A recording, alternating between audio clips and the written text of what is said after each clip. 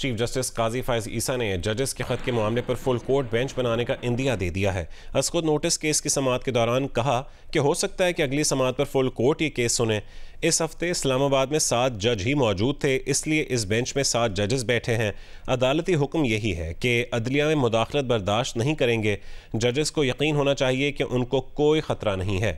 Report کریں گے رضوان Yousafzai.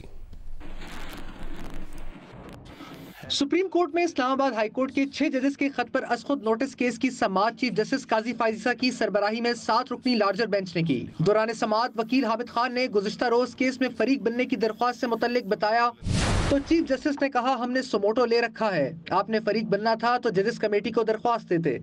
Chief justice نے کہا آج کل ہونے والے پروپیگنڈا کی مثال نہیں ملتی، انکوائری کمیشن بنا تو تصدق جیلانی صاحب پر ذاتی حملے کیے گئے، ایسا ماحول بنایا جائے تو کون شریف آدمی قومی سروس فراہم کرے گا؟ ہر ادارے کو اپنی آئینی حدود میں رہتے ہوئے کام کرنا چاہیے۔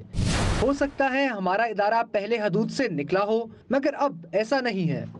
چیف جسٹس نے کہا ہائی کورٹ کے ججز نے خط میں یہ نہیں بتایا کہ کس نے ان پر براہ راست دباؤ ڈالا۔ ہائی کورٹ ججز کے پاس توہین عدالت کا اختیار ہے، وہ بھی استعمال ہو سکتا تھا۔ جسٹس جمال مندوخیل نے کہا ماضی میں جو ہوا اس سے سبق سیکھیں لیکن مستقبل کے لیے لائعمل تو بنائیں۔ ججز کے اس خط کو عدلیہ کی آزادی کے لیے سنہری موقع سمجھنا چاہیے۔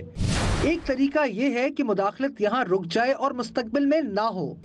جسٹس منصور علی شاہ نے کہا شتر مرغ کی طرح گردن زمین میں دبا کر نہیں بیٹھ سکتے، عدلیہ میں مداخلت کا سلسلہ ہمیشہ کے لیے بند کرنا ہے۔ جسٹس اطہر من اللہ نے کہا یہ درست ہے کہ سیاسی انجینئرنگ ہوتی رہی اور ایک تاثر ہے کہ عدالت بھی ملوث رہی۔ ججوں کا خط یہ بتا رہا ہے یہ سلسلہ آج بھی جاری ہے۔